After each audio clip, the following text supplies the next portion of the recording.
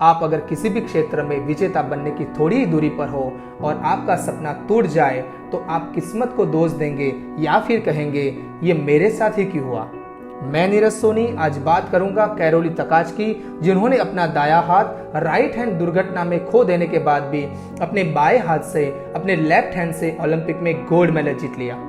21 जनवरी 1910 में पैदा हुए कैरोली तकाच हंगरी देश की सेना में एक सर्जन थे और बहुत अच्छे पिस्टल शूटर भी थे। 1938 तक 26 साल की उम्र में ही उन्होंने सभी राष्ट्रीय और अंतर्राष्ट्रीय पिस्टल शूटिंग के मुकाबलों में जीत हासिल कर ली थी। अब उनका एक ही सपना था कि वो 1940 टोक्यो ओलंपिक में गोल्ड मेडल अपने नाम करके हंगरी के इतिहास के पन्नों में अपना नाम जोड़ दे। और वे सही में 1940 टोक्यो ओलंपिक में पिस्टल शूटिंग गेम्स में गोल्ड मेडल जीतने के मुख्य दावेदार भी थे। लेकिन किस्मत को कुछ और ही मंजूर था। दोस्तों, आर्मी कैंप में प्रैक्टिस करते वक्त दुर्घटना में उनका दाहिना हाथ राइट हैंड शरीर से बिल्कुल अलग हो गया। वह हाथ जिससे उन्होंने ओलंपिक में गोल्ड मेडल जीतने का सपना देखा था, और दोस्तों वह दाहिना हाथ जिसमें पूरे हंगरी देश के देशवासियों की आशा और विश्वास छुपा हुआ था, मानो एक पल में सब कुछ छूट गया। लेकिन इसके बावजूद उन्होंने ये नहीं कहा कि मेरी ही किस्मत में ऐसा क्यों हुआ, ये सब कुछ मेरे साथ ही क्यों हो रहा है। सिर्फ 1 महीना अस्पताल में रहे और मन से निश्चय कर लिया कि अभी भी बहुत कुछ बाकी है। उन्होंने अपने लेफ्ट हैंड बाएं हाथ से पिस्टल शूटिंग की प्रैक्टिस का सोचा, फिर से बाएं हाथ से ओलंपिक में गोल्ड मेडल जीतने का सपना देख लिया। सबकी नजरों से दूर अपने बाएं हाथ से पिस्टल शूटिंग का अभ्यास करना प्रारंभ कर दिया। बहुत दर्द सहते रहे, फिर भी लगातार अभ्यास करते ही रहे। दोस्तों, सिर्फ 1 साल बाद हंगरी के राष्ट्रीय चैंपियनशिप की पिस्टल शूटिंग प्रतियोगिता में कैरोली ने भाग लिया। सभी को ऐसा लग रहा था कि कैरोली इस चैंपियनशिप में दूसरे प्रतिस्पर्धी का मनोबल बढ़ाने के लिए आए हैं। लेकिन सिर्फ 1 साल बाद ये चैंपियनशिप जीतकर उन्होंने साबित कर दिया कि कैरोली अपने बाएं हाथ से भी ओलंपिक में गोल्ड मेडल जीत सकते हैं।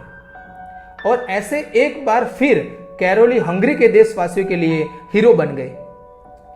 अपना ये सपना 1940 की ओलंपिक में पूरा करने वाले ही थे कि विश्व युद्ध की वजह से ओलंपिक रद्द हो गई। सपना फिर से टूट गया, लेकिन उम्मीद और खुद पे भरोसा अभी भी था। और कैरोली 4 साल बाद आने वाले 1944 ओलंपिक की तैयारी में लग गए। दोस्तों, एक बार फिर किस्मत ने मोड़ लिया और 1944 ओलंपिक भी विश्व युद्ध की वजह से रद्द हो गई। सपना फिर से टूटा। उम्र भी बढ़ रही थी, लेकिन दोस्तों कैरोली का जज्बा अभी भी नौजवान जैसा था। फिर आया 1948 लंदन ओलंपिक, जिसमें कई जोशीले और प्रमुख दावेदार नौजवान के साथ कैरोली का मुकाबला हुआ। 1948 लंदन ओलंपिक में उन्होंने साबित कर दिया कि किस्मत चाहे कितना ही मोड़ क्यों न ले, दोस्तों किस्मत चाहे कितना ही मोड़ क्यों न ले, अगर खुद पे भरोसा है तो खुद की किस्मत खुद ही लिख सकते हैं। और कैरोली ने वही कर दिखाया।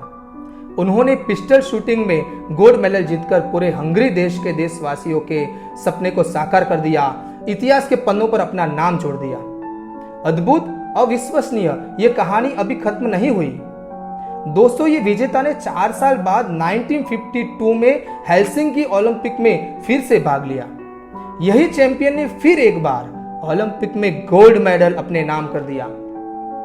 दोस्तों, अपना सारा कुछ बिखर जाने के बाद खुद को संभालकर कैरोली तकाच ने अविश्वसनीय लगातार 2 बार गोल्ड मेडल अपने नाम किए। दोस्तों, कहानी का तात्पर्य यही है कि जब तक खुद से ही जीत का भरोसा है, दोस्तों जब तक खुद से ही जीत का भरोसा है, तब तक हमें कोई हरा नहीं सकता। दोस्तों, जिंदगी में ऐसे पल आए जिसमें आपका विश्वास डगमगाए, तो एक बार कैरोली तकाच को याद करके खुद में विश्वास भर लेना और जो कुछ हमारे पास बाकी है उसी से दुनिया जीत लेना। धन्यवाद।